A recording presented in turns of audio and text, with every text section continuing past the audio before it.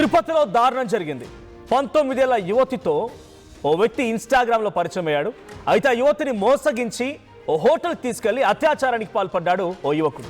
19 ఏళ్ల యువతి పైన ఈ అఘాయిత్యం జరిగింది. అలిపిరి పోలీస్ స్టేషన్ పరిధిలో రామచంద్ర నగర్లో ఈ ఘటన చోటు చేసుకుంది.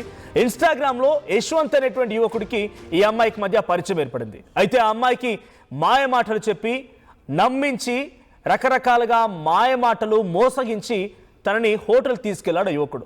ఆ యువతి పైన బలవంతంగా అఘాయిత్యానికి పాల్పడ్డాడు. దీంతో యశ్వంత్ అనేటువంటి ఆ యువకుడిని అదుపులోకి తీసుకున్నారు పోలీసులు.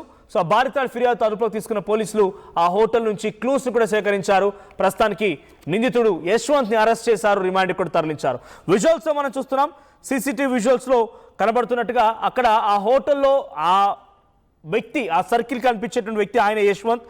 యశ్వంత్ యొక్క నిర్వాకం పోలీసులు క్లూస్తో సహా సేకరించి ప్రస్తుతానికి యశ్వంత్ కూడా అదుపులోకి తీసుకున్నారు, రిమాండ్కి సైతం తరలించారు.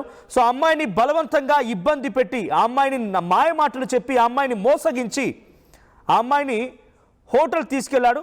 ప్రస్తుతానికి ఇన్స్టాగ్రామ్ పరిచయం కాస్త ఎంతటి దారుణ పరిస్థితి దారితీస్తుందో అర్థమవుతోంది. ఇక్కడ ఇన్స్టాగ్రామ్ యొక్క పరిచయం ఏకంగా ఆ అమ్మాయి పైన అఘాయిత్యం అయ్యేంత వరకు ఒక ఇబ్బందికర పరిస్థితి